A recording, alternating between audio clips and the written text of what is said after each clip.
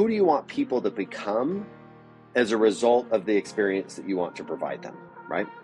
And if you can agree on sort of what I think about as like a transformative outcome, which is aspirational, right? Transformation is hard to enact, and you might have there might be a different outcome. Not all experiences need to be transformational, but there's something about being able to say like, yeah, like we want people, speaking from an interdisciplinary collaboration for a project that I've run, we want people to become more curious and creative.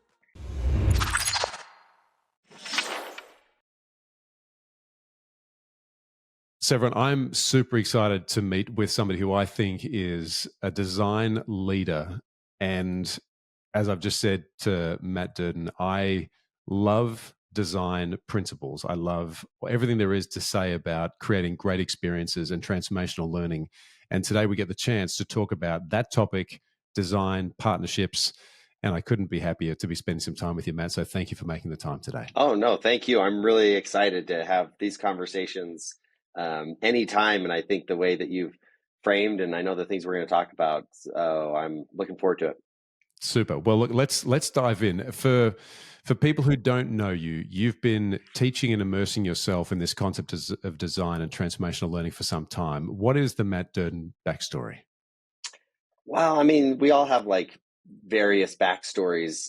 Interestingly enough, mine really goes back to working as a river guide as a teenager. So my family had a whitewater rafting company. I'm in the United States. This was in Idaho and California where we operated, and so it's just sort of you worked in the family business growing up, and so we'd have people come from all over the world on 5 to 7 day wilderness trips.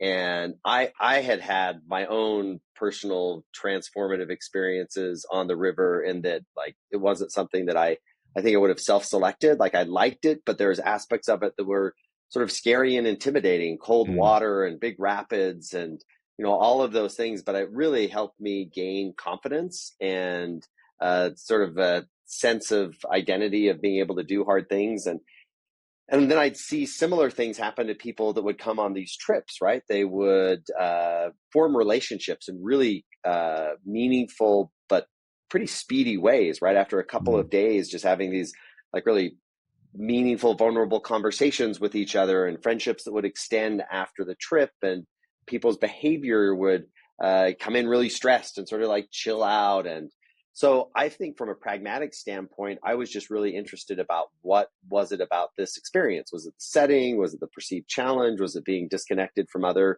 sort of distractions, being out in nature? And I didn't know it at the time, but those questions that were just sort of pragmatically rolling around in my head in terms of how can we do this better, what works, what doesn't work, led me to stumble into some opportunities later on as a college student, working with professors doing research, asking questions that I felt were very similar to questions that I'd asked. And I didn't even know that there was something like experience design out there, and just went down a path of trying to, from a social science perspective, I was headed to law school, and then got involved in research and thought that was really cool. And just started following research opportunities where I could look at what was happening in experiences where change was occurring.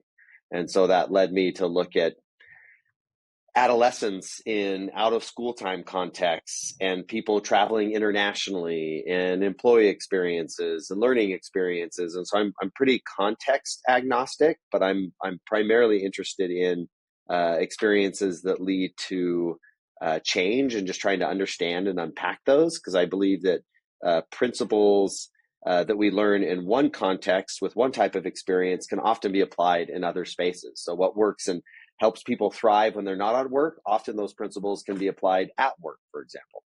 Yeah, I couldn't agree more. And we've both, I guess, come to this conversation with this notion of there is design all around us. Some of it is good, much of it is not great, and there is a way to bring people together in a way that sort of unpacks a lot of pent up points of view, that allows people to communicate and get on the same page and start to really forge these new kind of relationships. When we talk about design, and some people will have that be synonymous with some brands, and others will not even clock that there is design at play. When you think about design, how do you define design and experience design so people can level up on that? Yeah, that's a great question. I mean, I think design speaks to a process, right?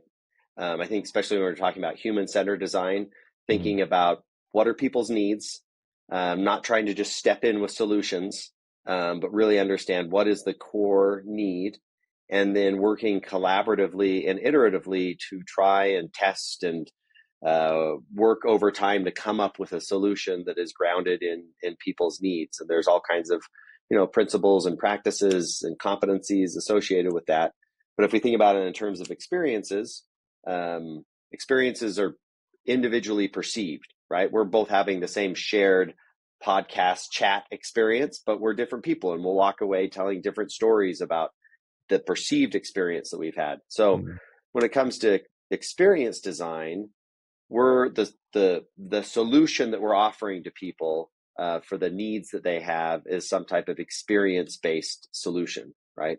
And in a lot of ways, that can mean anything, because everything the way we experience the world is through our experiences, right?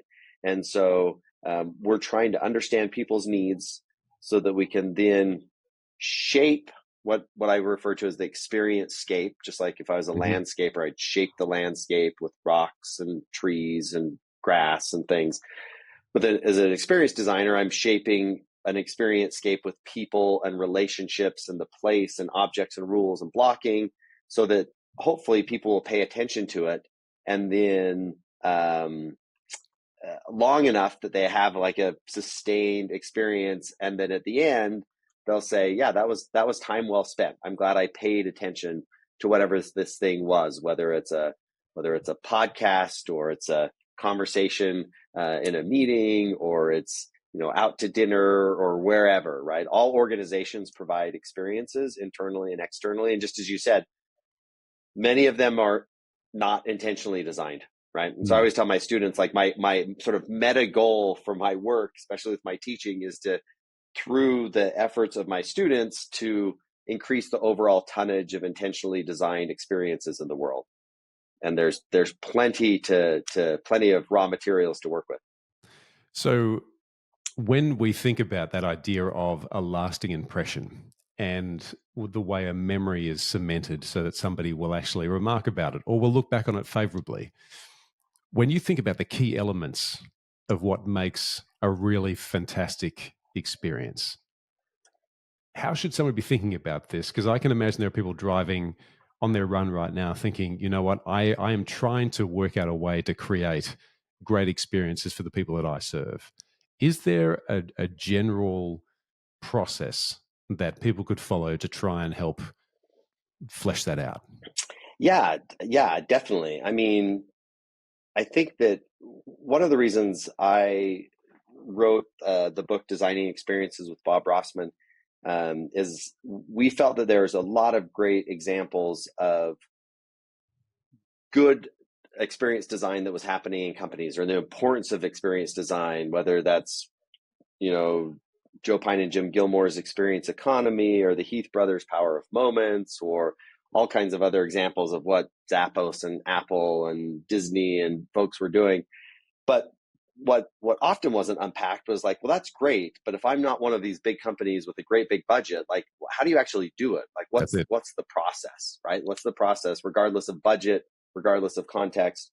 And so, I think for me, the starting point is often, again, from a human-centered design perspective, trying to understand what people's needs are, and then also articulating what is it that you hope someone will say at the end of this experience. And there's something about having that articulated statement, that desired reaction, that gives you a target to collaboratively sort of work towards, right? And because that's really the most important. We may objectively say, oh, we did this thing, we had 100 people come, they stayed for 2 hours, then they left, and that's sort of like the output. But what really matters is what people think about the experience. So if we know what our target is, what we want people to say, and Walt Disney would often say, like, everything speaks in an experience, right? And if you want it to speak in harmony.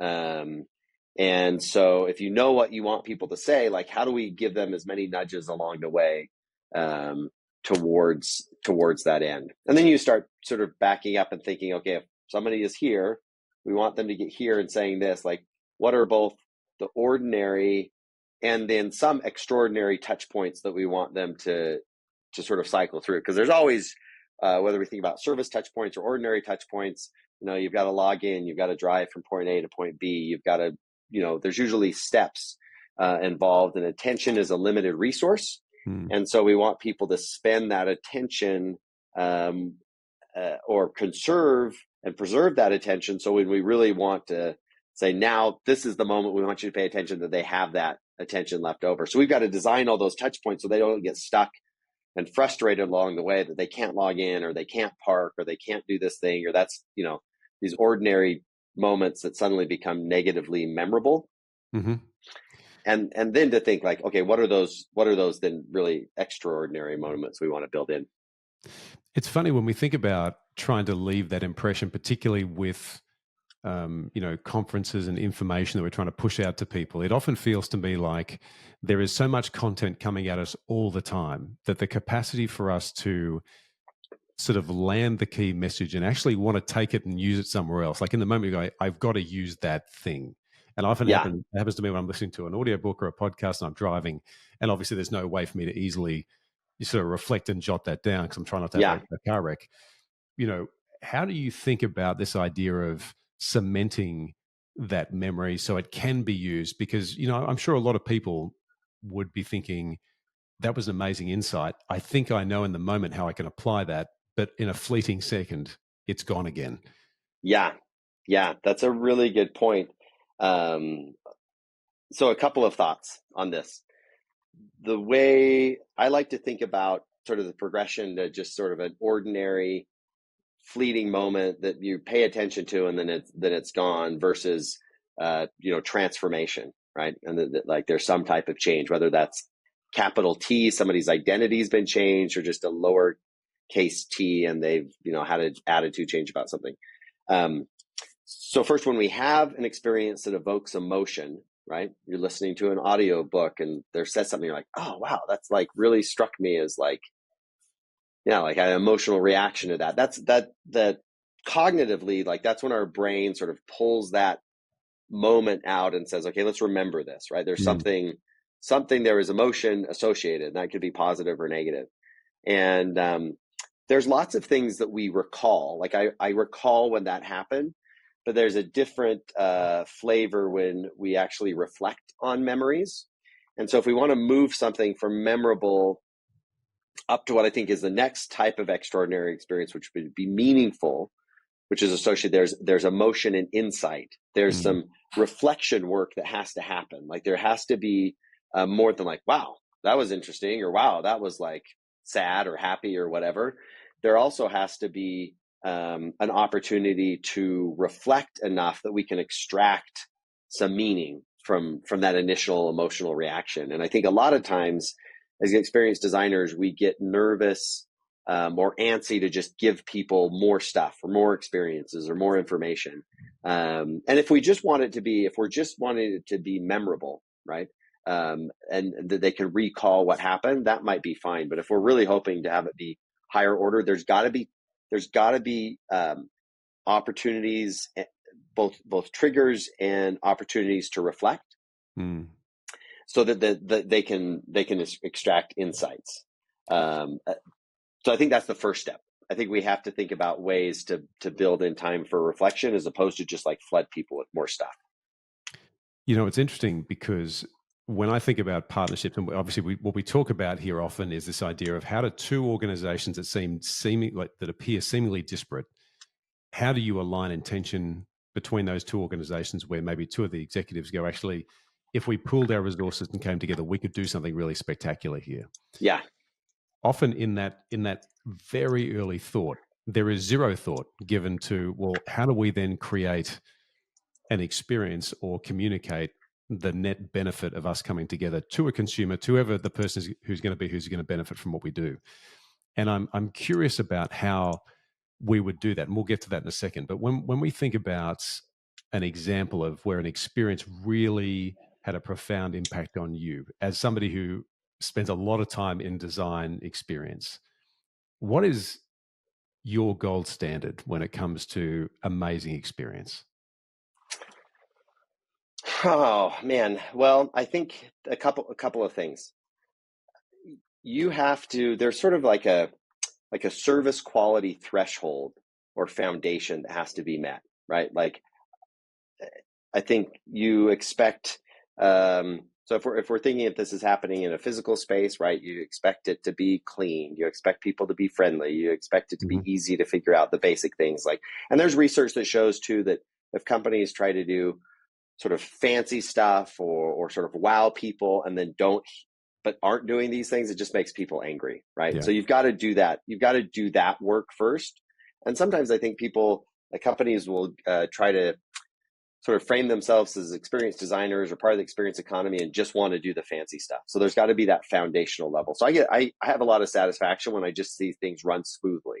Right? Yeah. So if they just run smoothly, right? Okay, great. Like first check. And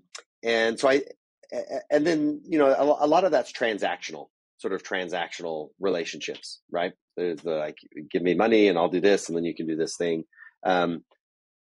If that's done well, like the next step up for me, what's most meaningful, if I have a sense that like the provider of the experience actually cares about who I am as an individual, and that doesn't mean everything has to be customizable, but there's some degree of it becomes less transactional and more relational, right?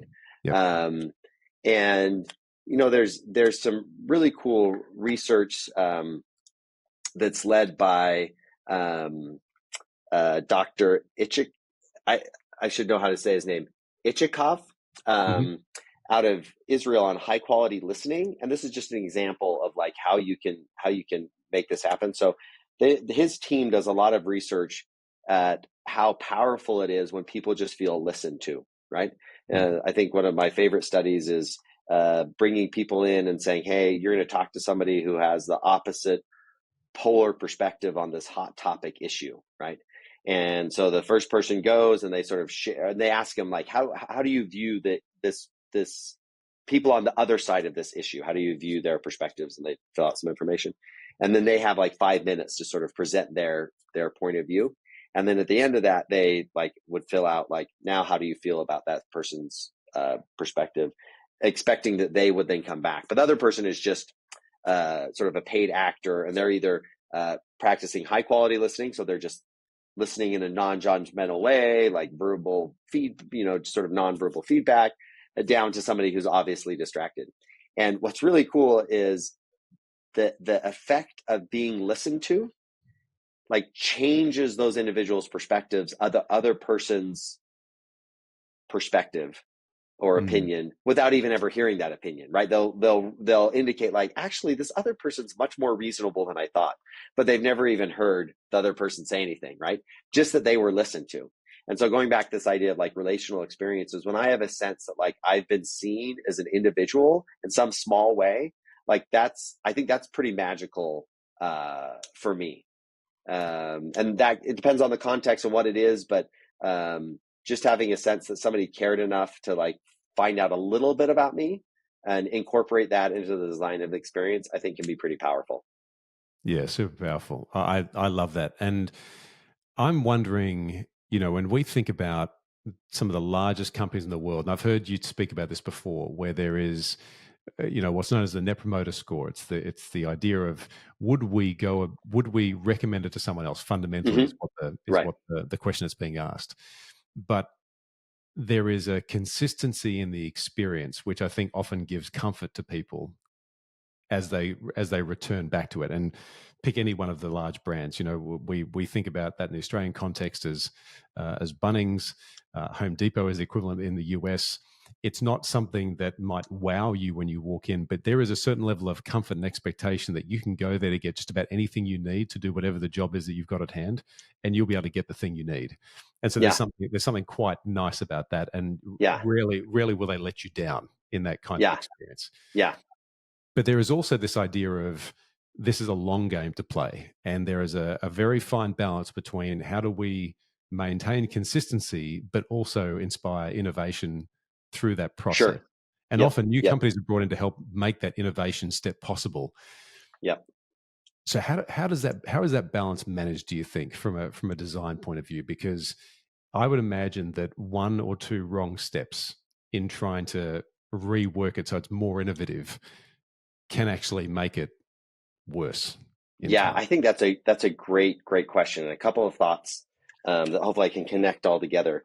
Um, the first being, like, novelty in an experience, I think, is like a spice when you're cooking, right?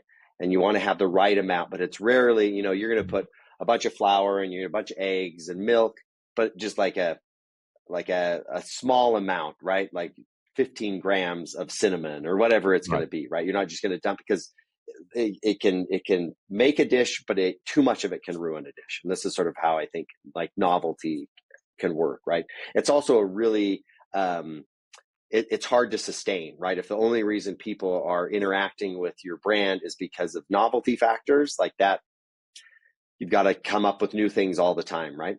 So that being said, there's actually this really cool theory that comes out of family studies.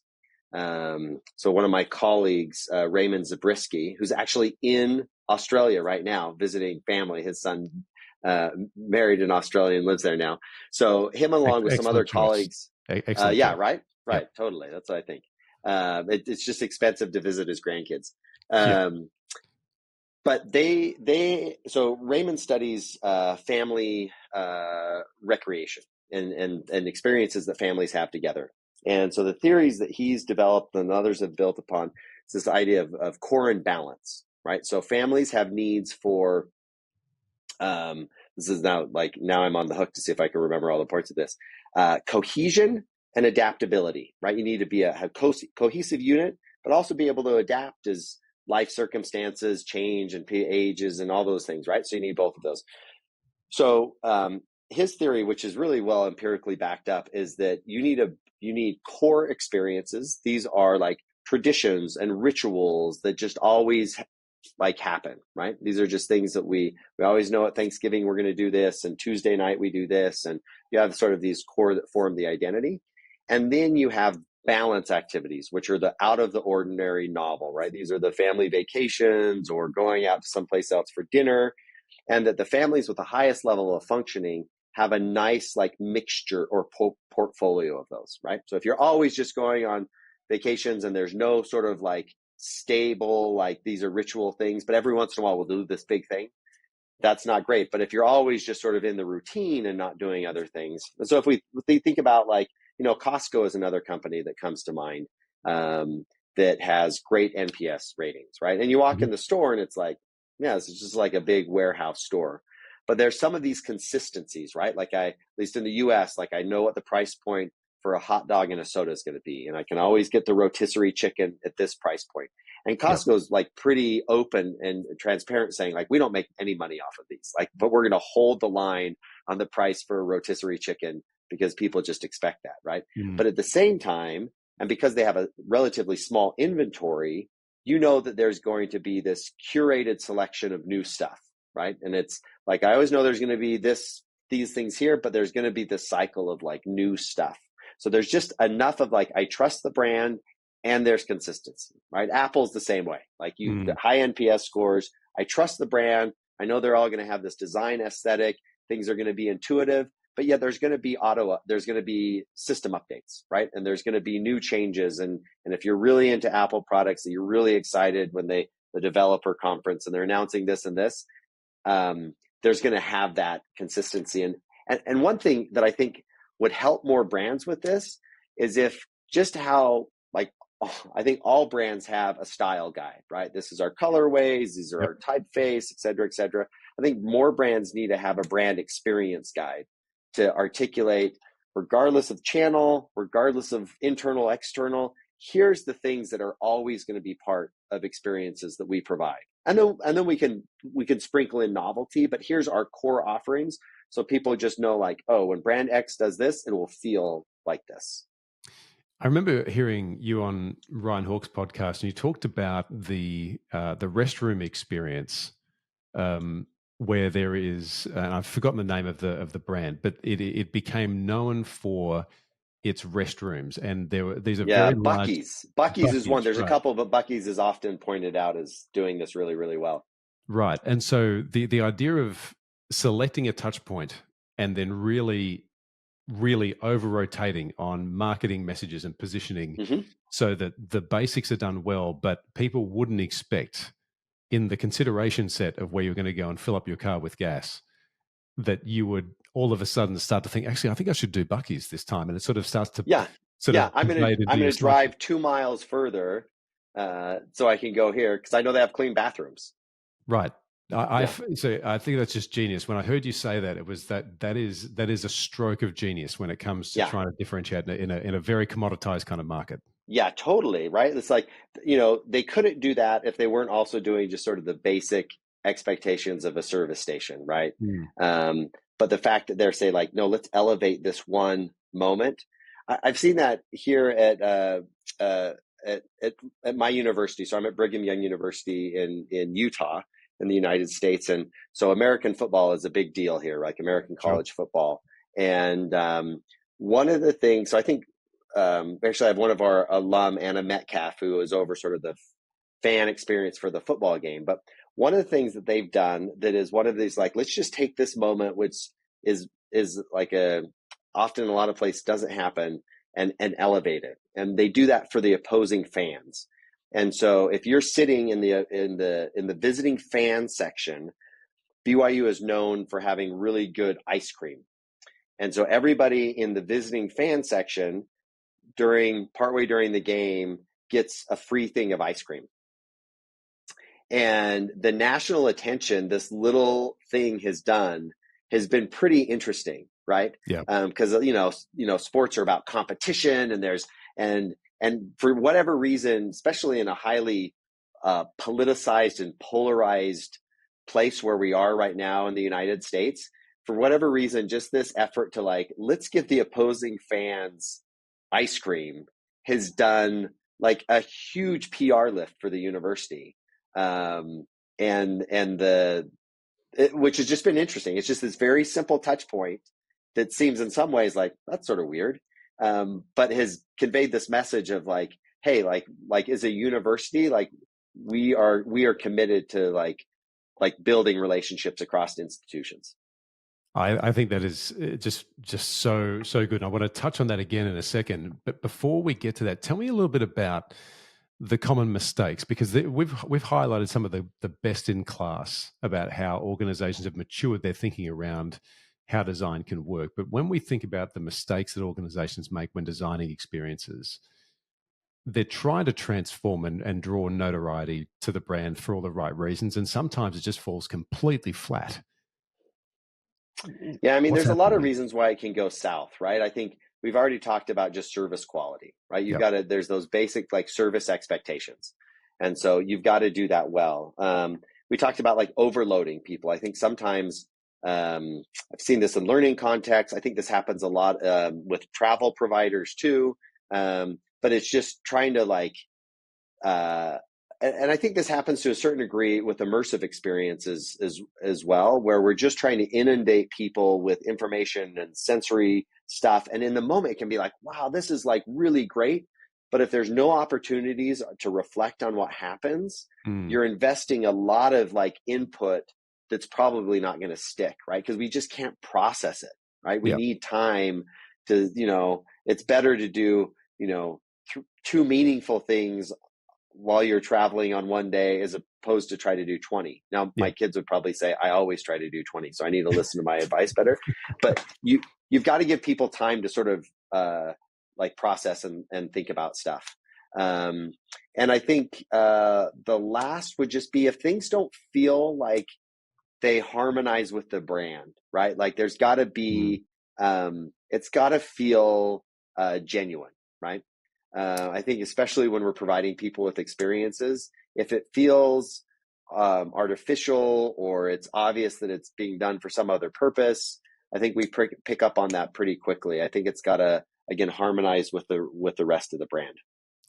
It's interesting. So when we talk about partnerships, and there are often organizations coming together for the first time to create a new experience, and they come with two very different sets of DNA, often with how they would do an experience. And it can be anything from the traditional bank that's trying to partner and be more innovative with another brand, which might be a more lifestyle kind of brand. And there are 1,000 examples of this.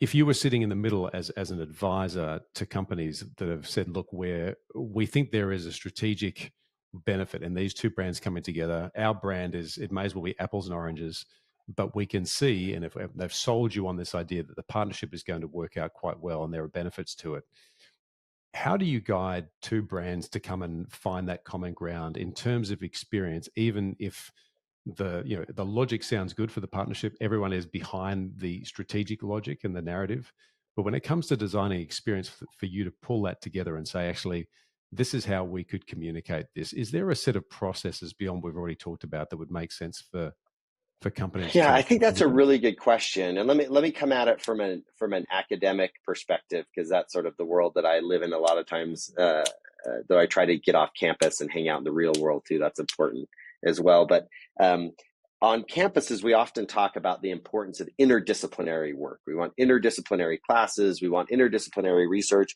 and it sounds good, but it's really hard to do because we sort of come with our own, just as if we're coming from two different organizations. It's like, well, I'm in this discipline, you're in this discipline. This is how we do things here. This is how you do things there. I'm willing to work with you if you do the things how I usually do them, right? And I heard this from our dean of general education, and so his name's Rick Gill, and he said, really, when faculty want to do this, you've got to sort of come out of your disciplines and create a third discipline that didn't exist together. You've got to play in a brand new sandbox, bring your skills and your interests with you. And so I think one way to do that is to be able to mutually be able to articulate, especially if we're thinking about experiences, like who do you want people to become as a result of the experience that you want to provide them, right? And if you can agree on sort of what I think about as like a transformative outcome, which is aspirational, right? Transformation is hard to enact, and you might have there might be a different outcome. Not all experiences need to be transformational, but there's something about being able to say, like, yeah, like we want people, speaking from an interdisciplinary collaboration for a project that I've run, we want people to become more curious and creative. And even though my partner in this, Dr. Jamin Rowan, is coming from the humanities, he's an English professor, I'm a business professor, we say, let's hang outside of our disciplines. Let's help our disciplines inform how people act in curious and creative ways in our disciplines, but we're going to hang out here in this different space that we're not going to try to brand as one or other of our disciplines. And so I think if organizations, when they're coming together and say, if we're really interested in a partnership, are we willing to like be vulnerable, step out of our traditional organizational bounds and create something in a brand new sandbox together? I love that. And, I've often witnessed two different teams who have come with an intention to want to understand more about the other company's proposition, right? Where they've sort of gone, look, we're excited about what's going on. They'll be listening quite attentively, but there's so much content coming at them. And this harks back to this transformational learning concept, but there's so much content coming at them and they need time to reflect and digest and understand that. I often find that takes between 4 and 5 sessions for that to actually land, so they actually come back and really understand it. When there is just too much content, when people are trying to make sense of it all, do you think there is a way to short circuit that so that people can actually step that out over time? Because I think there's an expectation often that we have an urgency around a partnership. We need to get this started, get this done, close the deal, move on, start generating value. Is it better to sort of just apply the brakes sometimes and just allow that learning to happen? Totally, for a couple of reasons. And this goes back to human-centered design. The fact that I think we're hardwired to just want to implement solutions, and taking time to really understand the context and situation and need often feels counterintuitive, right? It's like, this is wrong. Oh, we'll do this thing, right? Or I'm feeling this way. Oh, we'll do this thing, right? And that just leads to, I mean, if it's a known problem and there's a known solution, you should apply it, right? But a lot of times, especially if two companies are coming together to try to create something new, there isn't a known process, right? And so they've got to take the time and be willing to not just want to jump in and create a solution, implement a solution because it's probably something that's already been done, but to one, just take the time to like give space for like curiosity, like actual courageous curiosity, not just like let's Google it and see what else is happening out there and just implement it. And I think that takes time. Now, it doesn't take months and months. I mean, if you're able to iterate and go through cycles and think, that's important. The other thing, I've just come, and I think this is like post-COVID for me, but I think it was already on my mind beforehand. But the importance of taking time to build community among people who are trying to work together, I think is so important. It's super important. Like I spend way more time in my classes than I did pre-COVID, doing things that aren't necessarily related to like the content we're learning, but just so I can get students to get to know each other. And then everything else goes better, right? If they form like a learning community versus a bunch of, separate people on desks, same things goes for organizations. If they're able to see each other as people, like I really think it increases like the collaborative capacity of an organization. If they're able to say, this is Jim, he likes these types of things, he's got these many kids, he's, this is his like soccer club, versus like, no, this is just like my, whatever. Right. And so, and this is actually some of the research that I'm doing with folks here on campus, looking at the power of how storytelling impacts a sense of belonging and community. And so we're measuring people's like neurological functioning when they tell stories to each other, like personal stories of transformation. And there's sort of a longer backstory to this, but we've seen in context where once people articulate stories of transformation that they've experienced and tell that to other people, man, they just like function so well together, right? They just like, they have more grace for each other, they function better. And so it's just led us down this rabbit hole of running more experiences or experiments on the power of storytelling. So for me, it's like, what can I do? I'm going to invest time in allowing people to get to know each other as people, and then figure out what it is that we want to do, and then like do the thing. But often it feels like when a new partnership's formed, it's like, how do we do this as quickly as possible? And you just skip the other steps. You made a mention before about conscious curiosity too, and there is something about the idea of, if you want to be curious, there's a good chance that you're going to not find an answer, and just sitting with the idea of you don't know what that is, and you're going to have to sort of just persevere down that thread until you find something that gives you sense about what's going on, I think is really important as well. Yeah, totally. Right. Can you really practice really courageous curiosity, especially in a world where I can be like, hey, Siri, tell me this. Alexa, tell me this. Chat GPT, what happens when this happens? Like, we're just hardwired to be like, answers should come fast. Yeah. But I think we have to push back that. Oh, now, look. No, quiet. It's fantastic. Our recording has just been recorded in another meta kind of format. Yeah, exactly. Matt, Designing Experience is the book that you had co-authored. I think gives people from a standing start a really fantastic foundation for how they can be thinking about what we've talked about today. I'd like to point them towards that as a really useful starting point for people, particularly who have got no idea about what we've just started talking about, but we've piqued their interest somehow. Where else would you point people to, or what resources would you help somebody have in order to pay more attention to design? Because for people like you and I, we see it everywhere, probably a little bit too much, I probably argue. Yeah. What could somebody start to do right now to tune into an experience, or to have that lens so they can be a bit more in tune with how experience plays a role in their lives? I think just, again, start small, right? Find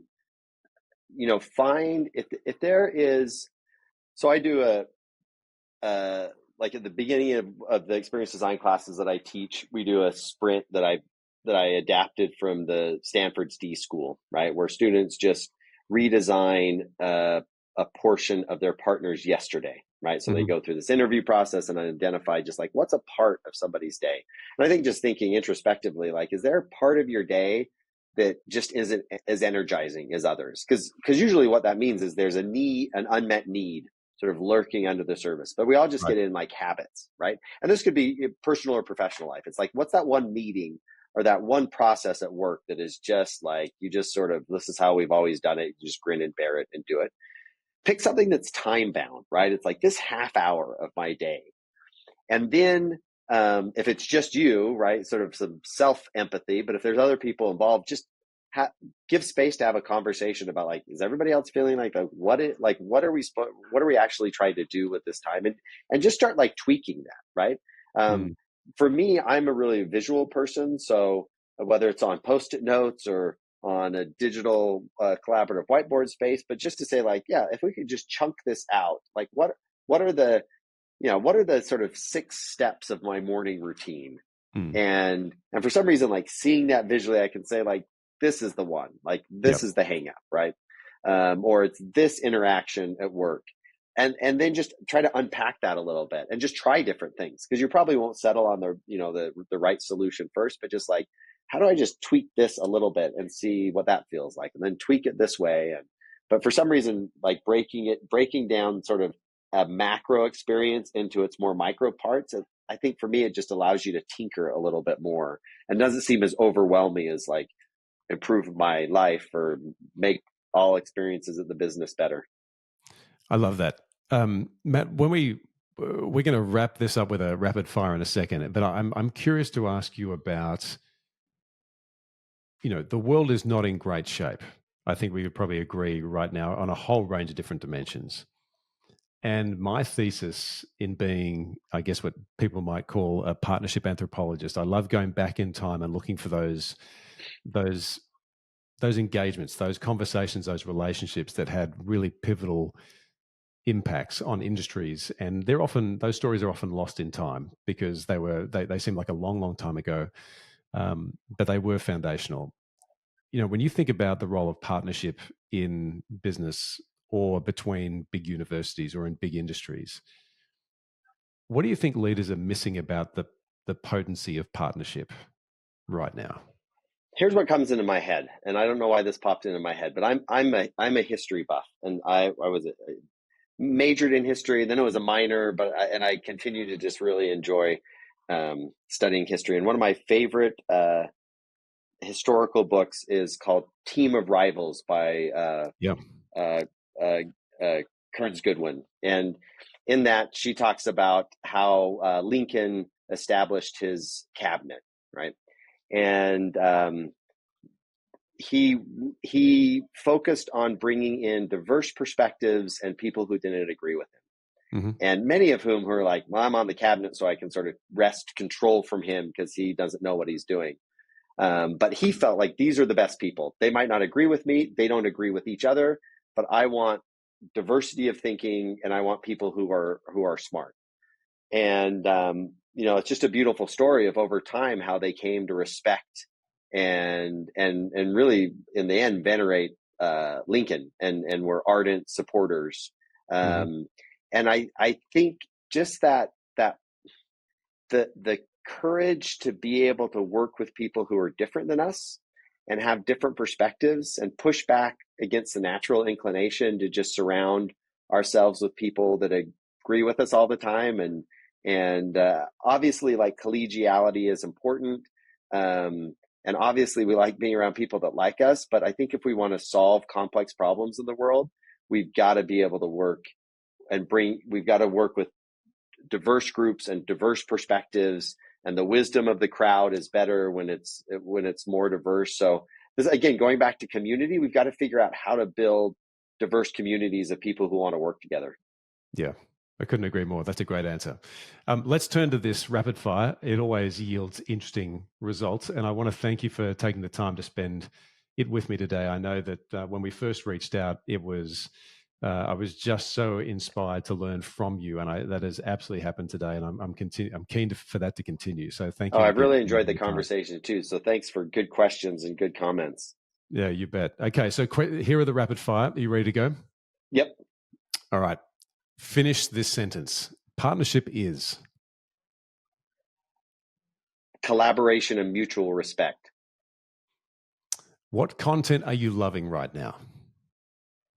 Oh man, I just recently read, I'm in fact having all of our faculty read Unreasonable Hospitality by Will Gurner. I think that's how you pronounce his last name. Okay. Really great book. Okay. Yeah, friend gave this to me, and short story based, but really, really interesting. Unreasonable Hospitality. Unreasonable Hospitality. Check. Okay, I'm going to add that to the list. All right. What's the worst piece of advice you've received and why? Oh man, probably like advice that I gave somebody else is probably like the worst advice. I don't know. Nothing's really coming to mind. That's a good thing. Yeah, I don't know. Maybe I need. Yeah, I don't know. Nothing comes to mind. All right. Let's see this one. When you see potential for a new partnership, what's the first thing you do to turn that potential into action? I think get to know the person, right? To be curious and ask more questions and listen more, which is often not my inclination. Like I'm a professor, I talk a lot, right? So I like hold in the reins and just take time to try to understand and ask questions.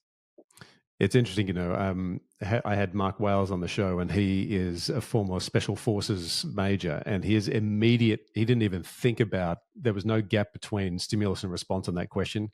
He said socialize straight away, trying to get a measure of the man. Yep. Really interesting. All right, final question. What's one thing you're deeply grateful for right now? Oh, my family. We're in a busy phase of life. I got 2 teenagers, and my wife and I both teach here at campus, and there's just like a lot of stuff going on, but it's awesome. It's really just grateful for get to hang out with cool humans, and they seem to accept me and allow me to stick around. So appreciative of that. That's amazing. Matt, where can people learn more about you, reach out and connect with you? Because I think there are a great number of people who might be wanting to learn more from you over time. So what's the best place for us to send people? So LinkedIn, like that's my really like main social media platform. I'm really pretty aware of what's like coming. LinkedIn, if you go to Facebook, I'll see it in like 3 years. So yeah.